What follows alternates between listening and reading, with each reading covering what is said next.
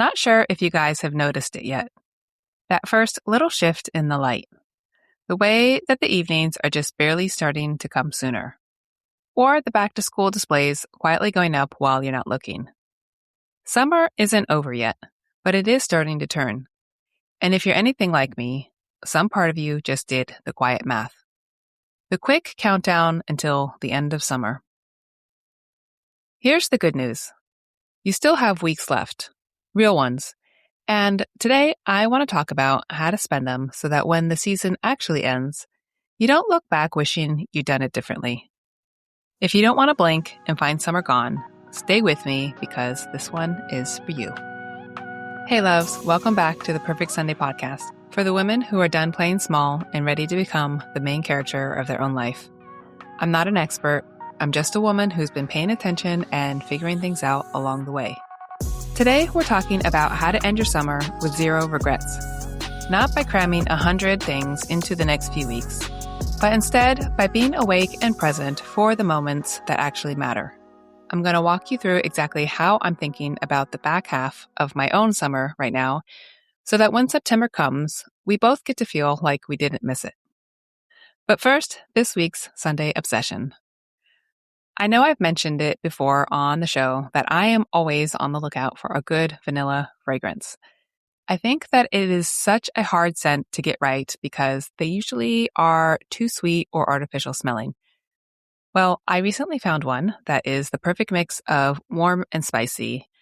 It's called Only Human, and it's from the brand Noise, which is somewhat new to me. I know that I've seen their branding around before, but this is my first fragrance that I've gotten from them. It's great on its own, but I have also really been enjoying layering it under a few other fragrances that I already own. And I think that this one is definitely going to become a signature fragrance, especially going into fall and the winter months. All right, quick note before we get into it. This episode is not a summer bucket list guilt trip. I'm not reading off a list of 40 things that you have to do before Labor Day, or else your summer failed. That's the exact opposite of the point today. This is about spending the time you have left with a little more intention and a lot less pressure. I am all for making life easy over here. And now my usual disclaimer. I am not a therapist or a life coach. Everything in this episode is just what I have observed, learned, and what has worked for me. I hope it's helpful to you too, but please take what is useful and leave the rest. Okay, let's get into it. I am going to be honest with you. Really, I kind of just lost track of time over the last couple of weeks.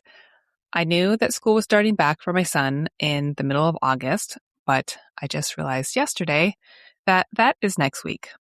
While I was thinking about the back-to-school shopping that I need to do now, I was also thinking of my summer bucket list and trying to figure out how I was going to fit in everything that I have left over on it into the next 5 days. And as I sat there staring at this list, I decided it's not worth stressing myself out over. I crossed out all the big things like camping and renting a boat, and I kept the small, easy things that I knew would still bring a lot of joy and be easy to make happen. And these little things are probably what I would regret the most not doing. So that's where my head has been. And it made me realize something that I think is worth talking about today. The regret at the end of summer or the end of any season, really any season of your life, it's almost never about the big, expensive, once-in-a-lifetime stuff. It's about the small things that were completely within reach the entire time. And there's still time to do something about that. So that is exactly what we're going to be talking about today. When most of us imagine ending a summer with no regrets, we probably picture a very packed calendar, filled with trips, events, and big, memorable outings, one after another after another. We think regret is what happens when we didn't do enough. So we try to cram things in and we end up exhausted and somehow still feeling a little bit empty. But here's what I've noticed. End of summer regret is almost never about not doing enough. Instead, it seems to stem from not being present for the things that you actually did do. You can go on the trip and spend your whole time on your phone. You can be at a barbecue and be somewhere else entirely in your head. The regret doesn't come because you only had a short list of activities. It's the feeling that the whole thing kind of just happened to you while you were distracted or tired or waiting for some better moment to come along. So, zero regrets isn't about volume. It's about presence. It's about being awake for your own life as it's happening. One single ordinary evening you were fully present for will always be a packed week that you slept through every single time. And I think that there's a quieter piece of this too, and that is letting go of the summer you think you should have had, the one that is from everyone else's highlight reel. If your summer didn't look like the aesthetic Pinterest version online, that is not a regret. That's just real life. The regret would be missing the good summer you actually had because you were too busy mourning the one that you didn't. So we're not chasing anyone else's version of a perfect season. We're just making sure that we're present for our own. Okay, so here is the first actual thing to do, and it's something that I always enjoy. I call it the end of summer audit, and it only takes about 10 minutes. I want you to sit down this morning or later this afternoon, tonight, whenever, and ask yourself one honest question. If summer ended next week, what would I genuinely be sad I didn't do? Then write down whatever comes up. Don't overthink it, just let the list pour out. But I do want you to keep this list rather small and very real. This is not supposed to be a Pinterest-style bucket list of grand adventures. Instead, it's just the little doable stuff that keeps not happening. Like the friend you keep meaning to invite over, or the evening swim you haven't taken yet, or maybe it's the one summer recipe that you really wanted to try. And what you're going to realize when you're writing things down is that most of the things that show up on this list are embarrassingly simple and usually completely within reach. Now, I would aim for maybe 5 to 8 things tops, not 40, all right? This isn't about pressure. It's about clarity. Because here's what happens the second you write everything down.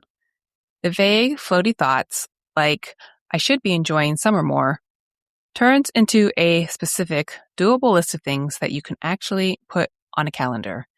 And a thing on the calendar is much more likely to happen. A thing that is just floating around in your head as an idea almost never does. Now, this is the one I really want you to hear because it's where summers quietly disappear. We have this habit of saving things for a someday that we assume is going to be coming. And someday feels safe because it lets us off the hook without ever really having to say no. But someday isn't a real day on the calendar, and the season doesn't wait around for it.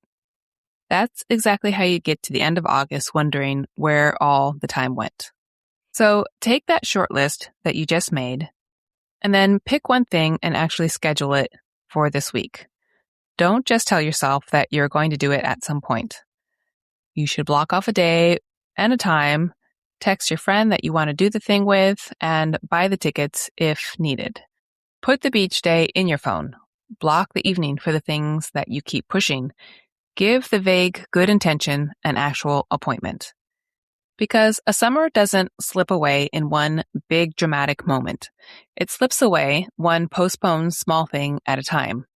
When you think about it, there really are only around 12 weekends, and we can easily turn that into 12 somedays that quietly never happened. The fix is almost stupidly simple, and that is just to stop waiting to feel ready for the timing to be perfect and just put it on the calendar now. The perfect moment isn't coming. This week is what we have, and this week can absolutely be enough.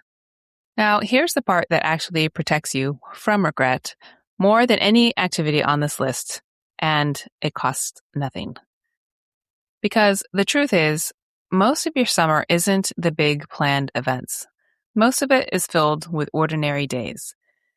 The regular evenings, the small in-between moments, the everyday life happening in the background while you wait for the exciting parts. And when women tell me about a season they wish they'd soaked up more, they're almost never talking about a missed vacation. They're talking about the ordinary days they were too checked out to even feel. So this one here is a practice and not a plan. For the rest of the summer, I want you to catch yourself in the small moments and actually sit in them. The warm air when you step outside, notice the sound of the sprinklers, your kids laughing at something on the porch. You don't have to document it or post it. In fact, put the phone down, and that is really the whole point. Just notice it. Let it register. Be there for 10 real seconds and just soak it in. If you've listened to the show for a while, you know I am a big believer in noticing 3 small things a day to practice being present. And this is the exact same thing, but specifically for summer. Because presence is the entire difference between a season you had and a season that you actually lived. And you don't need more time, more money, or a single new plan to do it. You just have to show up for the life that's already happening around you now. And this is the last piece. The one almost nobody does. And the one that makes the biggest difference in how you carry the season forward. Most of us don't really end a summer. We just kind of lose it. One day it's July and we're relaxed, and the next we're drowning in fall schedules and we never actually marked the turn of the season. And when you don't close a chapter on purpose, it tends to leave you with that vaguely cheated feeling, like it got taken from you before you were done. So close it on purpose. Give summer a real ending. It can be a small moment of acknowledgement on one of these last warm evenings. Take yourself on a slow walk and just quietly acknowledge the season, what it gave you, what you're grateful for, and maybe what you have learned. Or you can write a short end of summer journal entry. The best moment, the thing that you are most proud of, the one thing that you are going to carry into fall. And then let yourself feel that that was enough. Because when you close a season with intention, instead of just letting it evaporate, 2 things happen. You get to actually feel complete, like you were there for it and you're ready for whatever's coming next. And you walk into fall, which, by the way, is its own gorgeous fresh start and personally my favorite season. So you already know we're going to be talking about that in the next couple of weeks, but you'll walk into fall feeling grounded and full instead of feeling like you just got robbed. And that is what ending with 0 regrets really means. Not that you did everything, but that you were present for it and it came to a close with you feeling good about it. So here is your challenge for the week. It's 2 small things. First, do your end of summer audit. Spend 10 minutes writing your short list of what you'd be sad to miss. And then take one thing off of that list and put it on the calendar this week, like an actual day and time. I just finished writing my list and I went and immediately reserved tickets to the Getty Villa for tomorrow. Even though it has been at the top of my list of things that I would like to do this summer, I really just haven't made it a priority. So I am making sure tomorrow that I am getting over there and I'm checking it off of my list. All right. Now, before I wrap up, there's 3 things I would like for you to take into your week before I let you go. Ending your summer with 0 regrets isn't about cramming in more. It's about being present for what's already here. A single ordinary evening you're fully awake for is always going to be a packed week you slept through. 2 is that the regret is never the big stuff. It's usually the small, easy things that you kept saving for a someday that just doesn't exist. So make your short list and stop waiting. And lastly, Close the season on purpose. Don't just let it evaporate into fall schedules. Mark it with a small moment of acknowledgement and let yourself feel that that was enough. And that is what lets you step into fall feeling full instead of feeling cheated. And please don't spend these last few weeks mourning a summer you think you should have had. Be here for the one you're actually living because it is still going and you still have a little bit of time. If you enjoyed this episode, please share it with another woman who you think would enjoy it too. And if you haven't yet, please follow the show, leave a 5-star rating and a review. It helps the show grow, and I truly, truly appreciate it. And come find me on Instagram at Monti_Wheeler. Say hi, ask any questions, or leave a comment. I always love hearing from you. Thank you for spending your Sunday with me, and I will talk to you next week. Love you.